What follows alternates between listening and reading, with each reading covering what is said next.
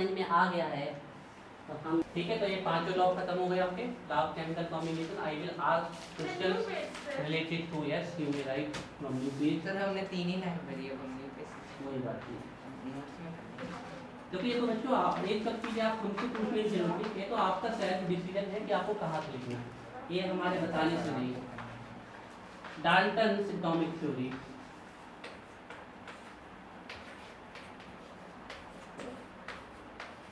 Improvement चाहिए बच्चों आप में, इससे कहाँ से पढ़ते रहोगे बिल्कुल मजा नहीं आएगा।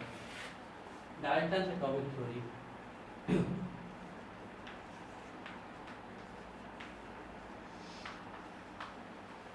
Given by John Dalton. बहुत सिंपल थ्योरी है, लिखते ही लिखते याद आ जाएगी। Given by John Dalton. और अपने भारत में किसने दी थी ये? महर्षि कणाद बोलते हैं, Kanada.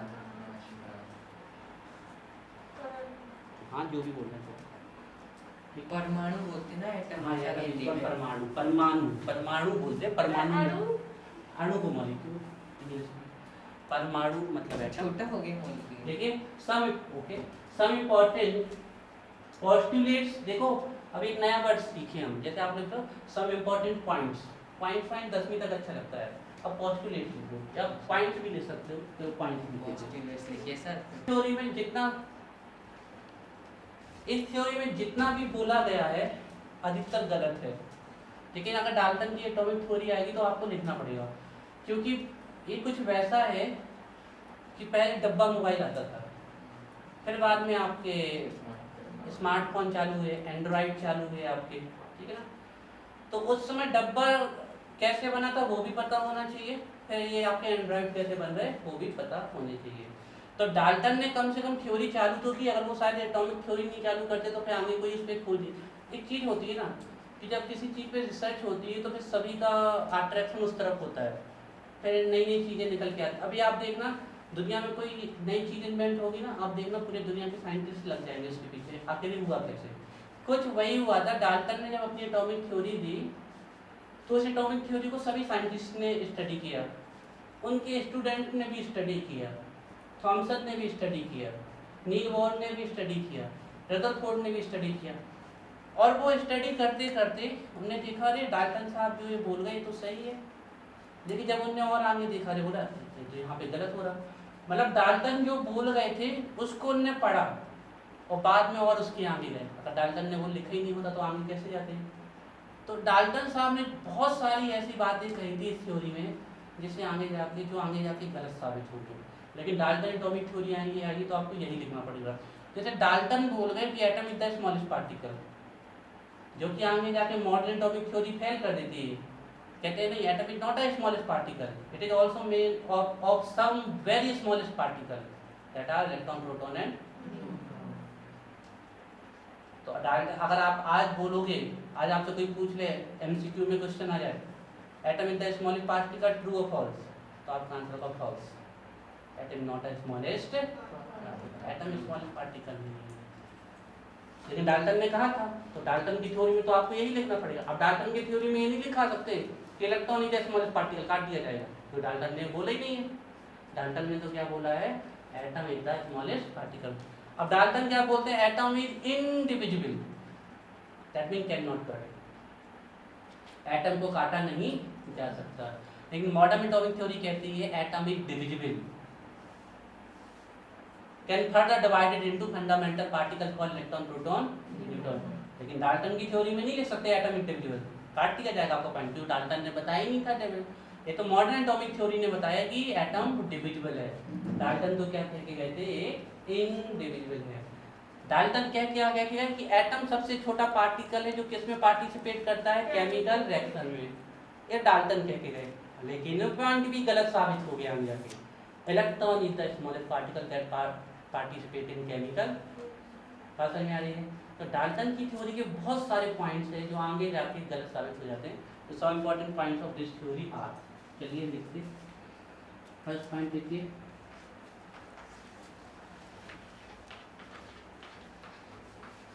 Atom is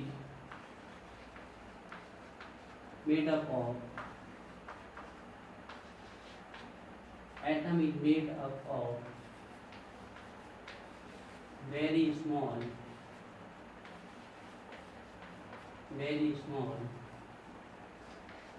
indivisible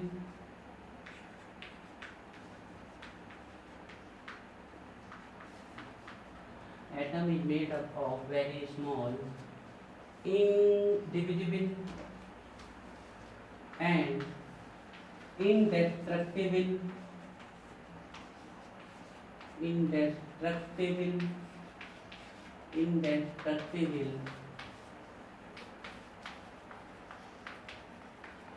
particle. थोड़ा सा हम गलत लिखे बच्चों, एटम की जगह लिखूं matter. Matter is made up of very small indivisible and indestructible particle called atom। याद हो गया पहला पॉइंट। पदार्थ जो है, मैटर जो है, एक बहुत छोटे पार्टिकल से मिलकर बना है जिसे तोड़ा नहीं जा सकता, ना ही जिसे नष्ट किया जा सकता है। इंडिविजुअल मीन्स को डिवाइड नहीं किया जा सकता। इनडेस्ट्रक्टिबल, डेस्ट्रक्टिबल मतलब क्या, किसी का डिस्ट्रॉय कर देना, नष्ट कर देना। तो ना तो इससे आपका डिवाइड किया जा सकता है, that's why it is indivisible, ना ही इसे डिस्ट्रॉय किया जा सकता है, दैट्स व्हाई इट इज इनडेस्ट्रक्टिबल। और यह सबसे छोटा पार्टिकल जॉन डाल्टन ने इसको क्या बोला था? फर्स्ट पॉइंट यार, matter is made up of very small extremely small particle called atom। atom is indivisible and indestructible। Second point देखिए,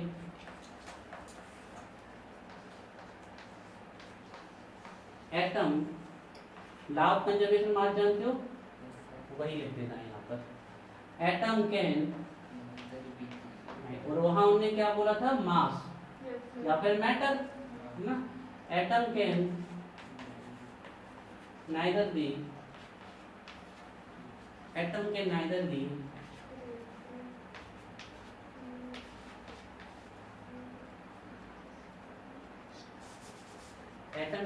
be created nor destroyed।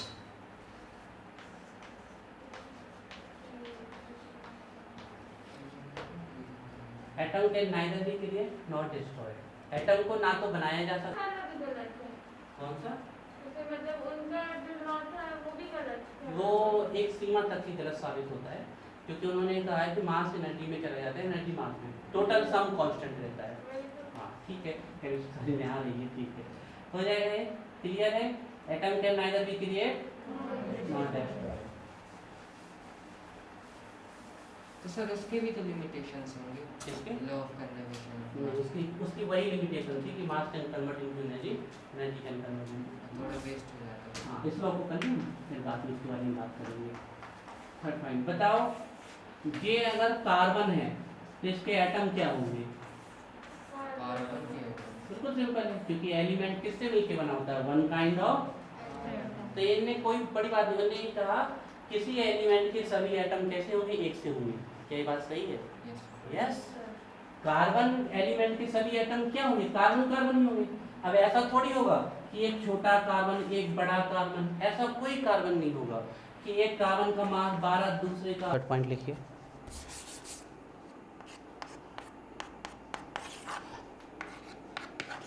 atoms of same element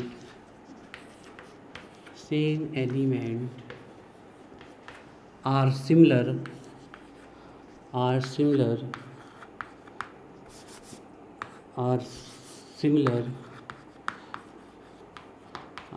भी लिख सकते हो, आइडेंटिकल भी लिख सकते हो। Are similar in all respects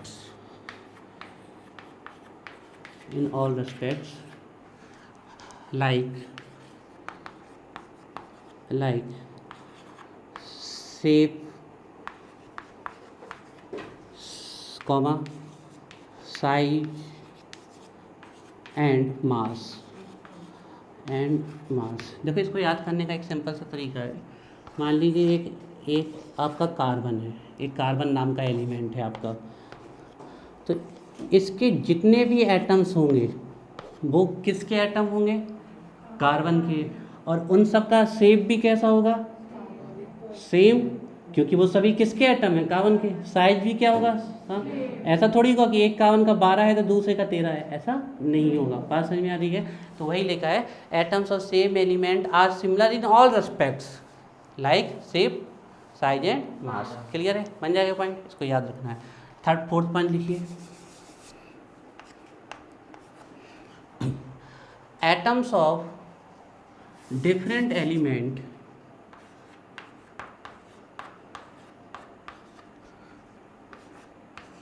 atoms of different element are different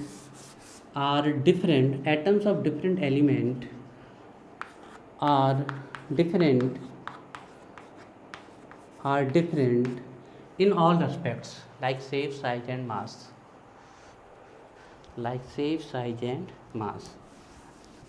जैसे हम ये कह दें ये जो एटम है वो कार्बन का है और एक दूसरा एटम जो है वो नाइट्रोजन का है, तो क्या इनके शेप, साइज और मास एक से होंगे क्या? नहीं होंगे, नॉट इक्वल, ध्यान रखिएगा। तो atoms of different element are different in all respects like shape, size and mass. 4 point याद। Extremely very small particle, individual, industrial called atom, neither cut, can neither create nor destroy. Same atom, same element के atom same in all respects, different elements के atom differ in all respects. Sulphur का होता है 32, खुले रहें 2000। Sulphur का होता है 32 और ऑक्सीजन का होता है 16, मतलब मास, तो उनका रेशियो आ जाएगा 2:1। फिर हम H2O को कंबाइन करेंगे तो ओके, SO2 ठीक है। 32:32। ओके। डाल्टन एटॉमिक थ्योरी के कितने पॉइंट हो गए हैं हमारे? अच्छा, तो last we studied about concept of Dalton atomic theory. First point of Dalton atomic theory, matter is made up of very small particle, indivisible, indestructible, called atom. ये हमारा क्या कहलाता है? एटम कहलाता है। Can neither create not destroy. Atom of same element are similar in all respect, different element are different in all respect. यही तक हुआ था हमारा। क्लियर है? बन जाएगी। 4 पॉइंट याद है? चलिए, तो 5th पॉइंट लिखिए,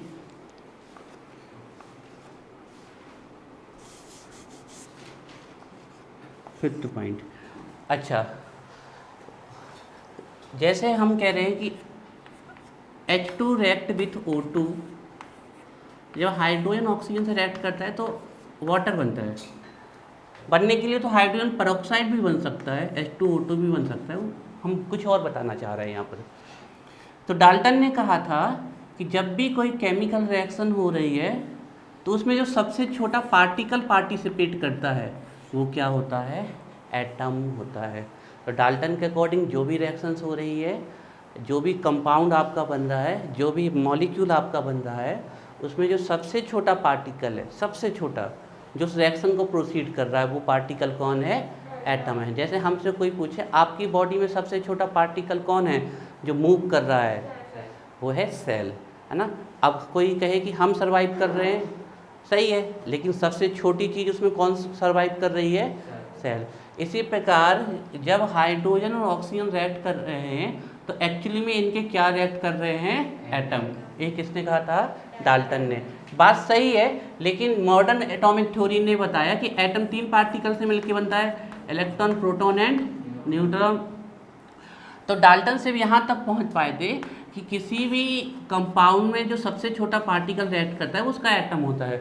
लेकिन मॉडर्न एटॉमिक थ्योरी ने इससे आगे भी बता दिया, उन्होंने कहा नहीं, एक्चुअली एटम के 3 पार्टिकल होते हैं, उसमें से यह वाला पार्टिकल जो होता है इलेक्ट्रॉन, वो क्या करता है? हमारा रिएक्शन में पार्ट करता है।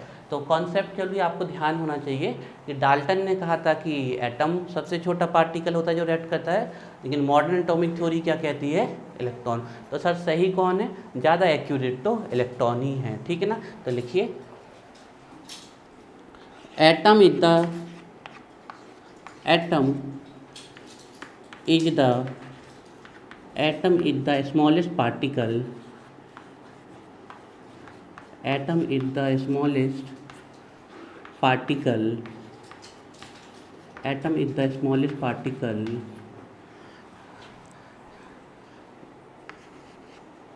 which take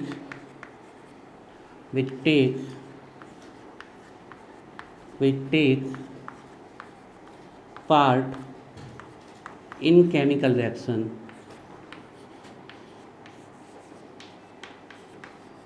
It take part in chemical. The point is clear.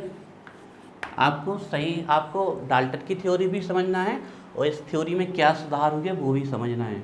तो इनने कहा था एटम, लेकिन मॉडर्न ने इसको और करेक्ट किया, उनने कहा बोला इलेक्ट्रॉन।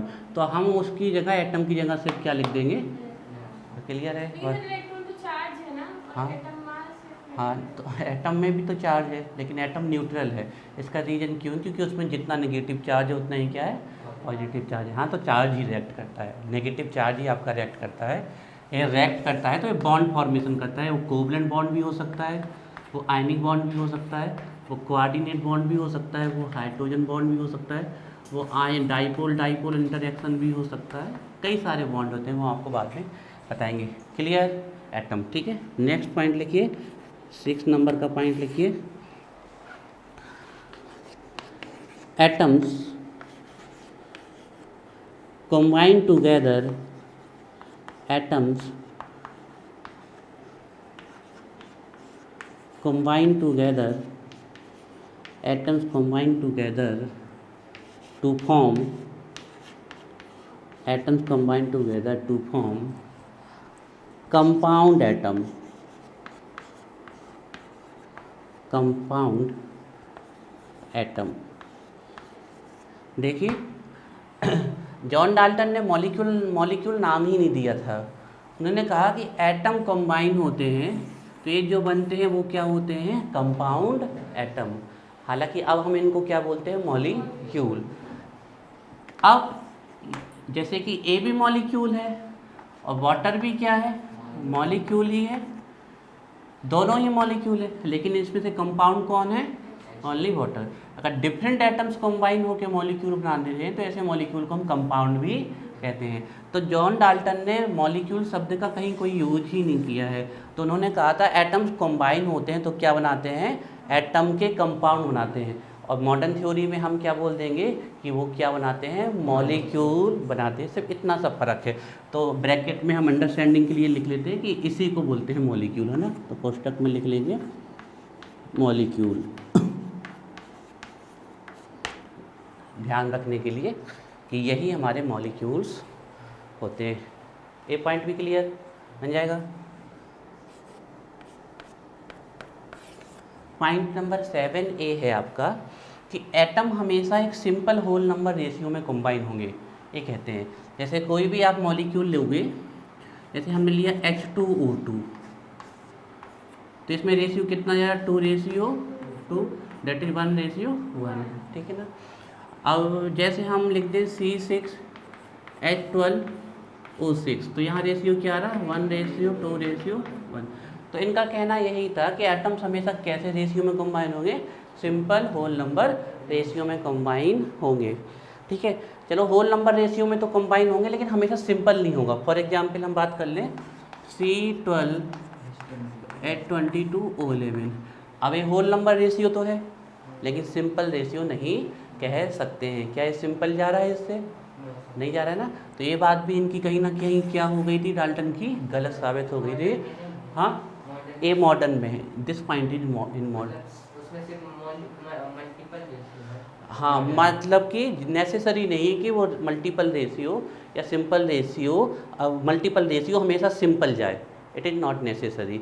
वो सिंपल का मतलब जैसे आप उसके पूरे मॉलिक्यूल्स को लेके जाते हो तो वो देखो कितनी क्लियरली सिंपल चला गया, 6 1 जा 6, 6 2 जा 12, 6 1 जा 6। लेकिन इसमें और सिंपल हम जा नहीं सकते। क्या, या तो आप इन दोनों को कर लें सिंपली, या फिर इन दोनों को सिंपल में ले जाए, लेकिन पूरा मॉलिक्यूल सिंपल में नहीं जाएगा, ठीक है ना। तो लिखिए इसमें, इन molecule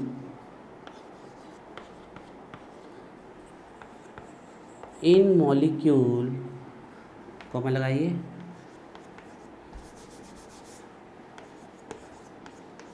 atoms found in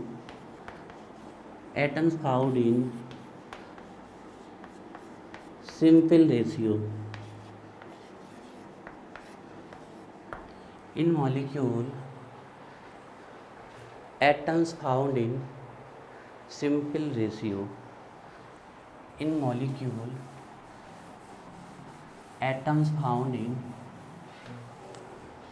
in simple ratio.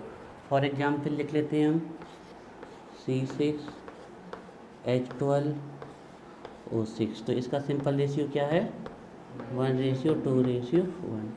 और भी एग्जाम्पल लिख सकते हैं हम, जैसे H2O2, इसका सिंपल रेशियो क्या रहा है 1:1।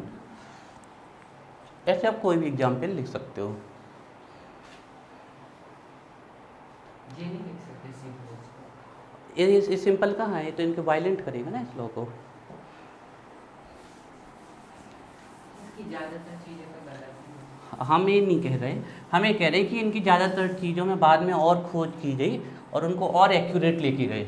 इनने जो भी कहा है वो गलत थोड़ी है, बस बाद में इससे और अच्छा कह दिया गया तो मोर एक्यूरेट हो गया। इनने कहा एटम पार्टिसिपेट करता है तो वो गलत थोड़ी बोला, लेकिन हम और एक्यूरेट गए कि एटम के अंदर भी वो कौन है जो पार्टिसिपेट करता है, इलेक्ट्रॉन होता है ना। इन्होंने कहा एटम कंबाइन होते हैं तो कंपाउंड एटम बनाते हैं, तो इनके नाम को बाद में दूसरे लोगों ने बोल दिया मॉलिक्यूल, तो वो अपनी जगह सही थे, अपनी जगह सही है, तो गलत ना कह के कह रहे हैं कि मोर एक्यूरेट चले गए थे वो, तो ज़्यादा अच्छा रहेगा। नेम ही चेंज किया है। हाँ, नाम ही चेंज किया, कॉन्सेप्ट तो वही है, बिल्कुल सही है। नेक्स्ट लिखिए,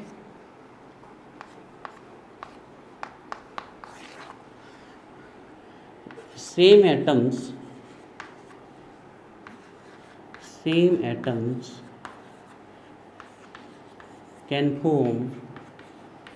can form more than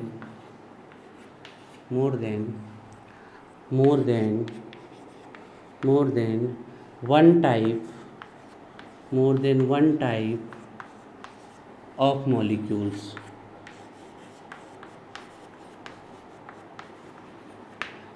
इसका मतलब ये है कि अगर हम बात करें तो हाइड्रोजन और ऑक्सीजन वाटर भी बना सकता है और हाइड्रोजन पर ऑक्साइड भी बना सकता है। तो सेम एटम एक से ज़्यादा प्रकार के मॉलिक्यूल बना सकते हैं।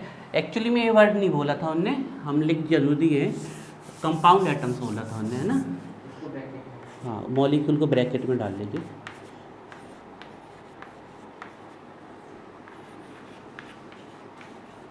कंपाउंड एटम्स और ब्रैकेट में आप लिख सकते हो मॉलिक्यूल।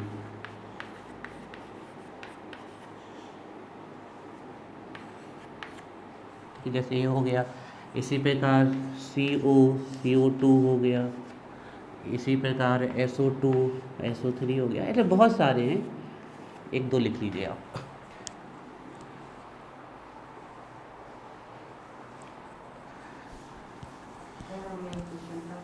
हाँ, पूछ। नाइट्रिक ऑक्साइड है, उसे अगर N2O2 लिखाएंगे तो गलत सही है, लेकिन एक कह सकते हो कि केमिस्ट्री में कुछ चीज़ें ऐसी होती हैं कि फॉर्मूले को जब तक आप जितना सिंपल ले जा सकते हो उतना सिंपल ले जाओ। तो ये नाइट्रिक ऑक्साइड है, इसको आप NO भी बोल सकते हो, कोई गलत नहीं है। अब इसका फॉर्मूला आप ये भी बोल सकते थे NNON, मतलब जो N का नंबर होगा वही किसका नंबर होगा, O का नंबर भी होगा। लेकिन ये चीज़ें आप कब बोलिएगा, जब आप सामने वाले से बात कर रहे हो वो इन सबको समझ सके होता है ना। अब आप किसी के सामने बोलते हो नाइट्रिक ऑक्साइड का फॉर्मूला NNON है, तो वो आपको गलत साबित कर देगा। हम इसको ये भी बोल सकते हैं N10O10, this is all the formula, also the formula of nitric oxide. लेकिन सिंपली अब एक फॉर्मूला चाहिए जो चले हर जगह, तो उसका सबसे सिंपल फॉर्मूला कौन निकाला गया, नाइट्रिक ऑक्साइड का निकाला गया। जैसे कोई पूछ ले H4O2 किसका फॉर्मूला है, तो बता दोगे आप लोग, ये किसका फॉर्मूला है। लेकिन आपसे कोई पूछे कि वाटर का फॉर्मूला बताओ, आप H4O2 बोलोगे तो वो तो गलत साबित कर देगा ना। ये सामने वाले को उतनी, अगर वो आपको हमेशा वैसा आंसर बोलना है जो सामने वाले को समझ में आए, ये बात ध्यान रखना ना। तो वाटर का फॉर्मूला H2। हालांकि वो भी वाटर का फॉर्मूला है, क्योंकि कौन सा वाटर का मतलब है ऐसा फॉर्मूला जिसमें हाइड्रोजन और ऑक्सीजन का रेशियो कितना आएगा, 2:1। ये बात ध्यान रखनी है आपको। चलिए एक लास्ट पॉइंट और इसमें लिखते हैं, हालांकि ये पॉइंट कोई पॉइंट नहीं है, ये सिर्फ जस्टिफिकेशन है। डाल्टन्स ने 4 लॉ को फॉलो किया था, डाल्टन्स ने 4 लॉ को वेरीफाई किया था। शुरू के जो 4 लॉ हैं डाल्टन कहते कि हाँ ये बिल्कुल सही बोले गए हैं।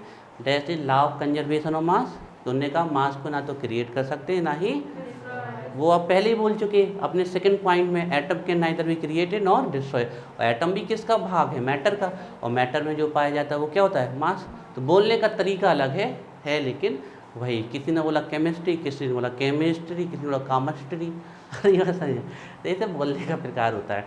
तो ये तो हो गया। इन्होंने कहा हाँ प्योर कंपाउंड होगा तो उसमें एलिमेंट का रेशियो हमेशा कैसा आएगा, फिक्स।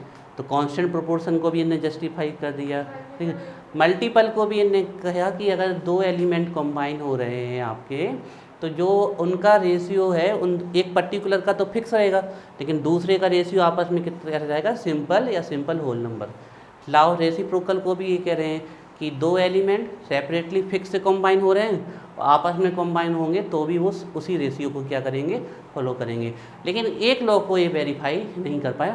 उन्होंने कहा ये हम नहीं कह सकते, ये आपको करना है करो, इसमें हमें शामिल मत करना, हम इस बात का रिस्क नहीं लेते कि आपको जो रेशियो मिल रहा है गैसेस के टर्म में कि 1 वॉल्यूम से 2 वॉल्यूम बन रहा है, तो हम ये नहीं कह सकते कि दूसरी कोई गैस होगी उसका रेशियो 1 2 3 आ रहा तो उसका ये रेशियो हमेशा ही फॉलो करेगा। वो इसका रिस्क लेने के लिए तैयार नहीं थे। उन्होंने कहा ये बिल्कुल ज़रूरी नहीं है कि 1 लीटर आप H2 लो, 1 लीटर आप Cl2 लो तो 2 लीटर HCl बनेगा। उन्होंने कहा बीच में कुछ वेस्ट हो गई, बीच में कोई रिएक्ट नहीं की, तो उसका रिस्क कौन लेगा। तो बोले हम इसको वेरीफाई नहीं करते, आप अपना लॉ रखो। तो सिर्फ एक लॉ है जिसको ये वेरीफाई नहीं करते हैं, that is Gay-Lussac's law of gaseous volume, ठीक है ना।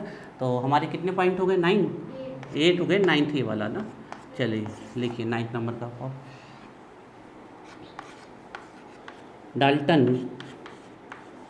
डाल्टन्स ऑल्सो वेरीफाई, आप इसका मतलब समझते हैं, अपॉस्ट्रोफी एस लगाते हैं तो इसका मतलब क्या होता है, उसका का की। डाल्टन मतलब डाल्टन का, है ना, या डाल्टन की या डाल्टन मतलब एक सिंबॉलिक होता है कि साइंटिस्ट उसको कुछ कह रहा है या कर रहा है उसके लिए ना। जनरली अपॉस्ट्रोफी एस मतलब का के की होता है। डाल्टन ऑल्सो, अभी तो सिर्फ डाल्टन ही लिखे, डाल्टन ऑल्सो वेरीफाई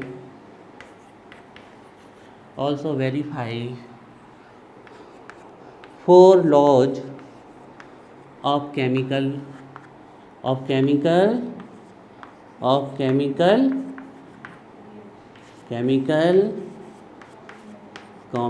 कॉम्बिनेशन, यही तो थे वो लोग, है ना। कौन से 4 लॉ को वेरीफाई करते हैं, हाँ फर्स्ट 4 लॉ। जरूरी थोड़ी है, इसमें कोई गिनती थोड़ी है फर्स्ट की, पहला ये है दूसरा वो है, ये तो सिर्फ नंबर दिए रहे हैं। तो आपका लॉ ऑफ कंजर्वेशन ऑफ, और हम मैटर लिख दें तो कुछ गलत होगा क्या, बहुत बढ़िया, law of conservation of mass, यही तो हम चाहते हैं आप लोगों से, law of conservation of mass. दूसरा है लॉ ऑफ कांस्टेंट या डेफिनेट प्रोपोर्शन या फिर रेशियो या फिर composition, constant proportion.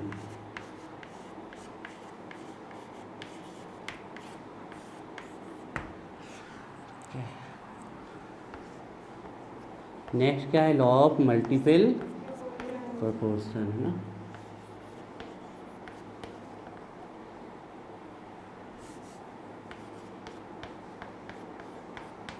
Law of multiple proportion. और लास्ट वन कौन है, law of reciprocal proportion.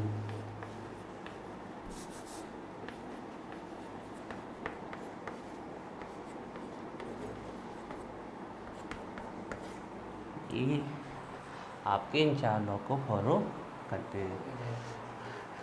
Dalton की एटॉमिक थ्योरी को याद करना है, क्योंकि इनकी एटॉमिक थ्योरी को हम याद कर लेंगे तो हमें ज़िंदगी में हमेशा ध्यान रहेगा कि कौन कौन सी बातें, जैसे इनने कहा है एटम स्मॉल पार्टिकल, तो वहीं से हमें ध्यान आ जाएगा कि इलेक्ट्रॉन स्मॉल पार्टिकल। हम मॉडर्न एटॉमिक थ्योरी जरूर अभी पढ़ा रहे हैं, लेकिन अगर आपने डाल्टन याद कर ली तो मॉडर्न अपने आप ही आपकी याद हो जाएगी, ये बात ध्यान रखनी है। ठीक है, तो एक बार हम आपको रिवाइज करा देते हैं Dalton atomic theory. Atom is the smallest particle of matter, individual, indestructible होता है, can neither create nor same elements, atoms of same element are identical, are similar in all respect, shape size mass different के different हो गए। बात समझ में आ रही है आपको? Atoms combine in simple whole number ratio, atom हमेशा कैसे कंबाइन होते हैं? Simple whole. आपको ऐसे याद नहीं करने की सर ने क्रम से लिखवाया कि पहला पहले क्या, आपको कुल डाल्टन की कहीं ये बातें याद होनी चाहिए। किसी भी पॉइंट को आप किसी भी नंबर पे लिख सकते हो, बस आपको ये ध्यान होना चाहिए कि डाल्टन ने क्या कहा। इसको एक डाल्टन का सजेशन लो और इन सजेशंस को आप ध्यान रखें, किसी भी पॉइंट को कहीं बोल सकते हैं। दूसरा, atom in the smallest particle take part in chemical reaction, ठीक है ना।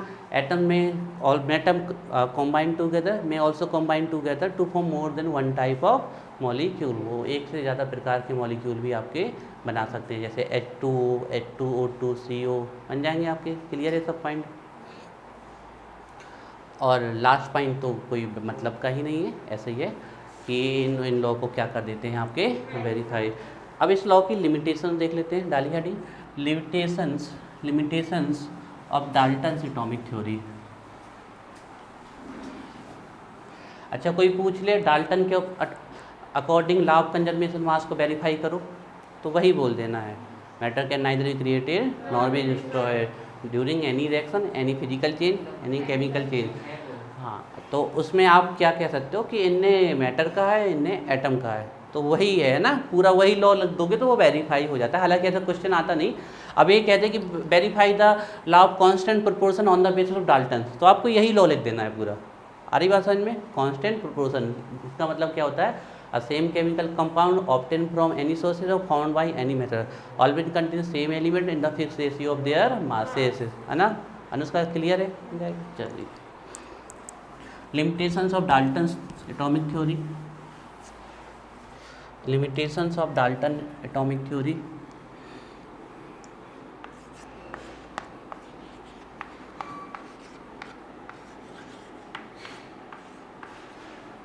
limitations of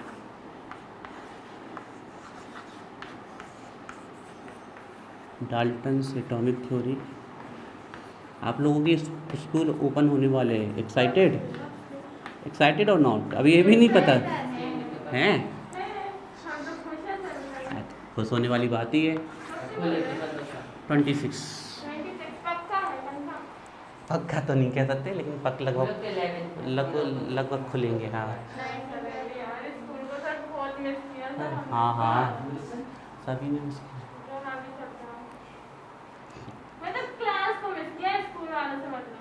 चलिए, okay. Limitations of Dalton atomic theory, तो पहला वही लिख लेते हैं रटंत वाला कि गेल-लुसाक लॉ को फॉलो नहीं करता है, not justify Gay-Lussac law of gaseous volume, नहीं करता ना, ठीक है ना। लिखिए,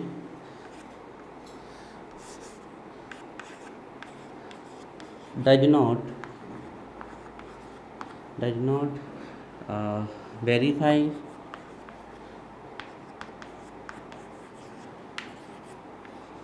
गेल-लुसाक्स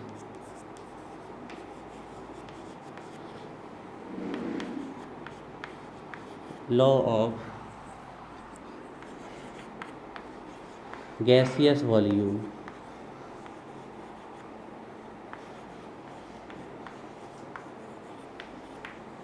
ये वेरीफाई नहीं करता है Gay-Lussac law of gaseous volume.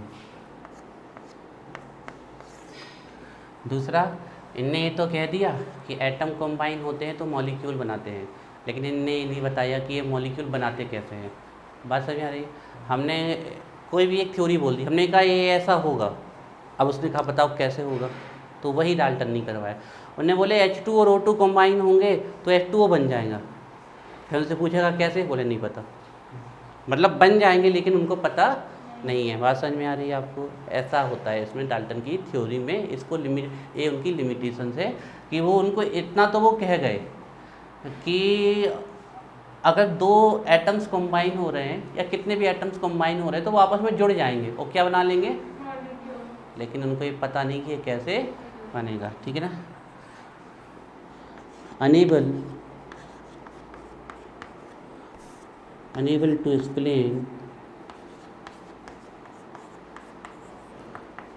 To explain how atoms combine. बहुत लाइटली याद करना है, बड़े आराम से याद हो जाएंगे आपको। अगर इनकी बात को एज ए सजेशन लोगे तो बड़े आसानी से बन जाए। Unable to explain how atoms combine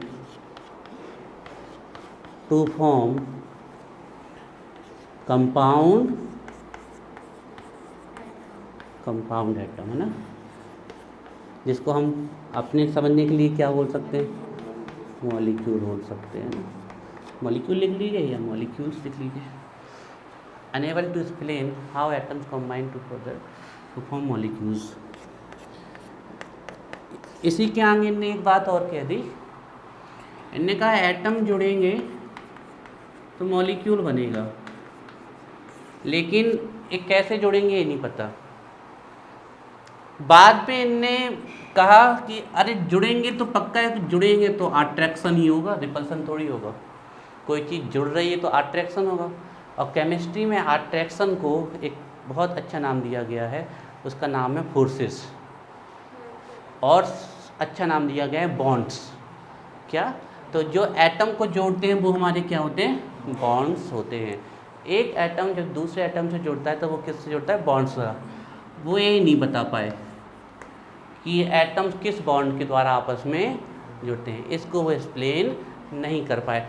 आगे जाके और साइंटिस्ट आए, उन्होंने सब कुछ बताया कि अगर H2 है तो उसमें कोवेलेंट बॉन्ड है, NaCl है तो उसमें आयनिक बॉन्ड है, वाटर है तो उसमें हाइड्रोजन बॉन्ड है, आपका अमोनियम आयन है तो उसमें कोऑर्डिनेट बॉन्ड है। ये सब बॉन्ड आप लोगों को बड़ी इजीली बन जाएंगे, कुछ नहीं है इनमें। सिर्फ इसलिए क्योंकि अभी आपने इनको जाना नहीं है, एक बार हम इस चैप्टर में आएंगे ये बॉन्ड बहुत ईजी बन जाएगा आप लोगों के लिए, बिल्कुल ईजी हो जाएगा। सिस्टमेटिक चलते जाएंगे, हर एक चीज़ हो जाएगी। तो उन्होंने तो कह दिया कि एटम्स कंबाइन होंगे तो मॉलिक्यूल बनेंगे, लेकिन कैसे बनेंगे ये नहीं बता पाए। तो unable to explain, can't able to explain how atoms combine to form compound atom. Third point इसी को आगे लेके गए, वो ये भी नहीं बता पाए कि कंपाउंड एटम्स में जो एटम्स हैं उनके बीच में कौन सा फोर्स है, इसको भी वो एक्सप्लेन नहीं कर पाए। एक तो ये बना कैसे ये भी नहीं बता पाए, दूसरा इसमें फोर्स कौन है इसको भी वो नहीं बता पाए। तो एटम्स कैसे मॉलिक्यूल बनाते हैं इसको भी नहीं बता पाए, और एटम्स जब मॉलिक्यूल बनाते हैं तो वो एटम किस फोर्स से जुड़े हैं इसको भी वो बता नहीं पाए। ठीक है ना। चलिए, unable to explain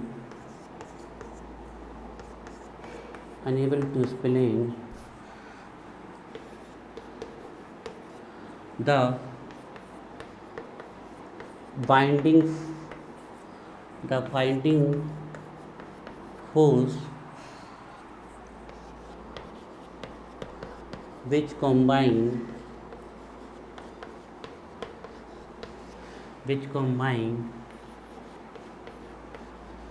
atoms which combine atoms in compound atom. आप लोग पढ़ाई कैसे करते हैं हमें बताओगे थोड़ा सा हमें, क्योंकि हमें पढ़ने का शौक़ है लेकिन हमें पता नहीं है पढ़ाई कैसे की जाती। तो आप लोग थोड़ी मदद करोगे बच्चों हमारी, कैसे पढ़ाई करते हैं आप लोग हमें बताएंगे, तो फिर हम भी वैसे ही करें, क्योंकि आप लोग सही में बहुत गजब का याद कर रहे हो ना। हम आपकी मेहनत से बहुत खुश हैं,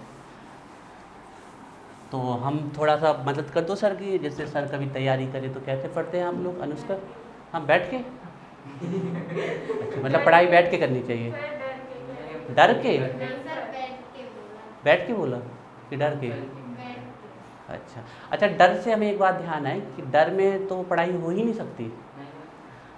जैसे मान लो आपके पीछे आप अच्छे धीमे धीमे चल रहे हो, गलत मत लेना हमारी बात को, और पीछे से कोई पागल कुत्ता पीछे दौड़े तो आप लोग उस समय सोचोगे कि भाग दोगे, हाँ और बिना दिमाग के भागोगे कहीं भी, तो डर में दिमाग काम नहीं करता है, लेकिन सर कुत्ते से बचते हैं। नहीं बच पाओगे।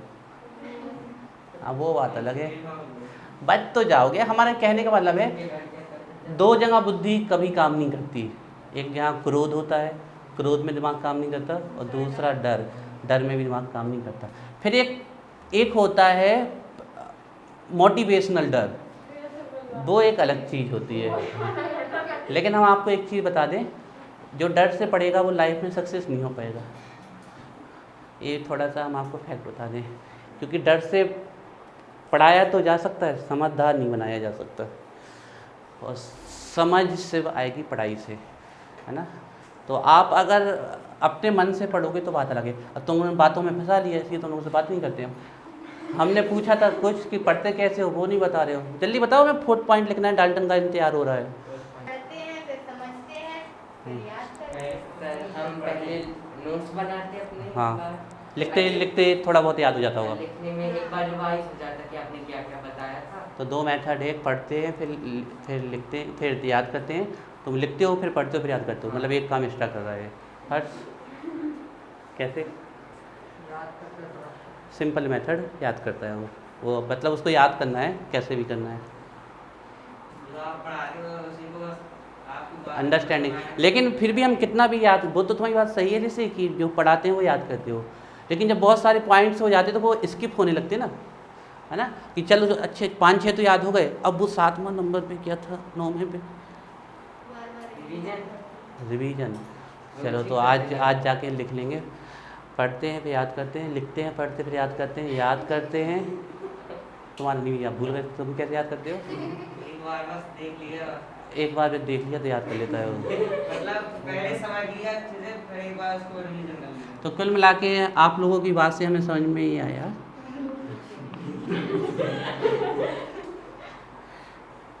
कि अभी तक आप लोगों को कोई मेथड नहीं पता पड़ाई की। हम आप लोगों को एक छोटा सा बीच में बताते हैं। एग्ज़ाम के समय जब आप लोग पढ़ते हो, जब तेज़ी से याद होता है ना, यस सर। तो हम आपको एक सबसे बढ़िया चीज़ बता रहे हैं यार। एक बस आसानी से नहीं आएगी।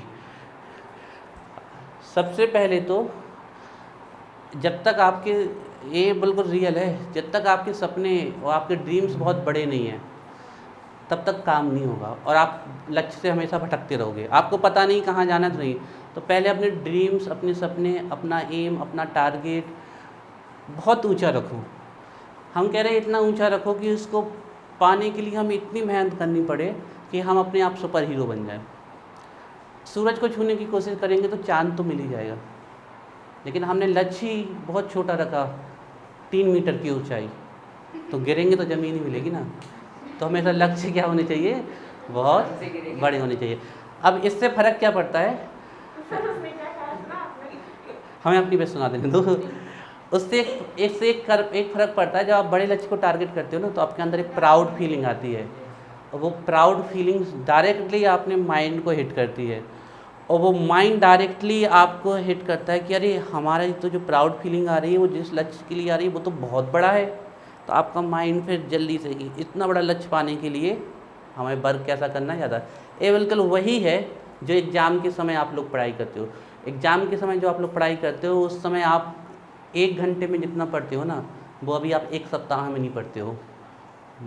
वो इसलिए क्योंकि सामने आपके टारगेट है। तो अपने टारगेट को हमेशा ध्यान रखोगे ना, तो बहुत तेज़ पढ़ाई। और अगर आप लोगों को जागने का सही समय बता दें तो बिल्कुल सही समय 11वीं में जो जाग गया, वो जाग गया। 11th में जो जाग गया तो जाग गया। BSc MSc के बाद कोई जागता है तो फिर वो लेट हो जाता है ना। तो चलिए कहाँ तक हो गए थे हम? गैलू-साक्स नहीं बता पाए थे, एटम्स, कंपाउंड एटम्स कैसे बनाते हैं ये नहीं बता पाए थे, फोर्स भी नहीं बता पाए थे, ये भी नहीं बता पाए थे कि एक एलिमेंट का एटम दूसरे एलिमेंट के एटम से कैसे डिफरेंट है। जैसे कार्बन का छोटा होता है, थोड़ा हाइड्रोजन का बड़ा होता है। यस, वो साइज के बेसिस पे होता है, लेफ्ट टू राइट जाते हो साइज छोटी होती जाती है। आपको बाद में बताएंगे हम क्यों। या अभी आपसे भी मान लो कि वो ये नहीं बता पाए थे कि एक एटम दूसरे एटम से कैसे डिफरेंट है, इसको भी एक्सप्लेन नहीं कर पाए थे। उन्होंने बोल तो दिया था atom is the smallest particle take part in chemical reaction, लेकिन वो ये नहीं बता पाए कि दो अलग अलग एलिमेंट के एटम्स आपस में डिफर क्यों हैं। बात समझ में आ रही हो कि हाइड्रोजन का एटम ऑक्सीजन के एटम से कैसे डिफरेंट है। तो लिखिए अनेबल टू एक्सप्लेन और does not able to explain. Unable to explain, unable to explain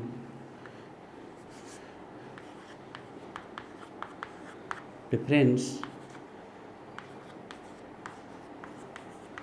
unable to explain differences between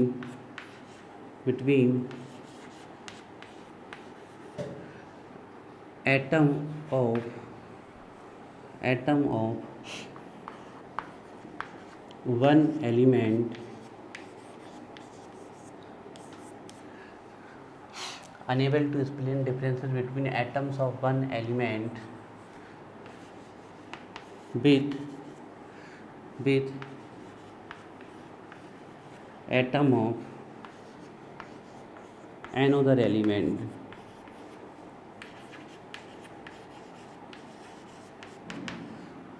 unable to explain difference between atoms of one element,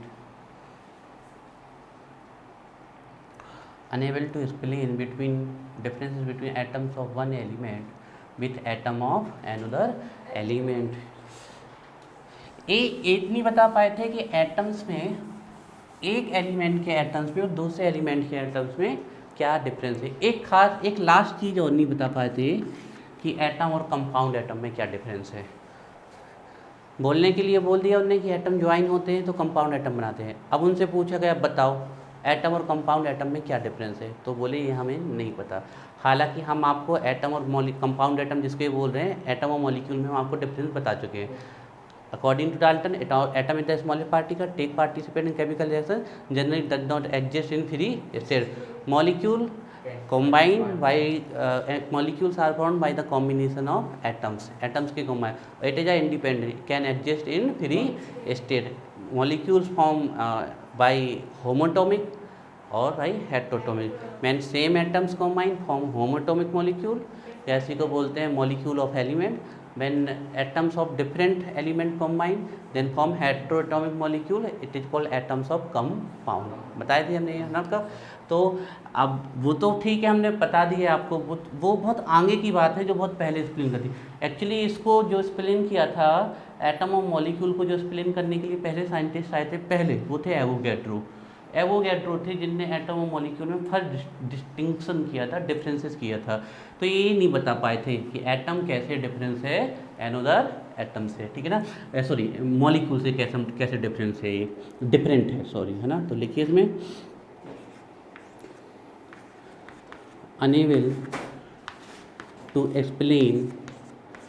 unable to explain differences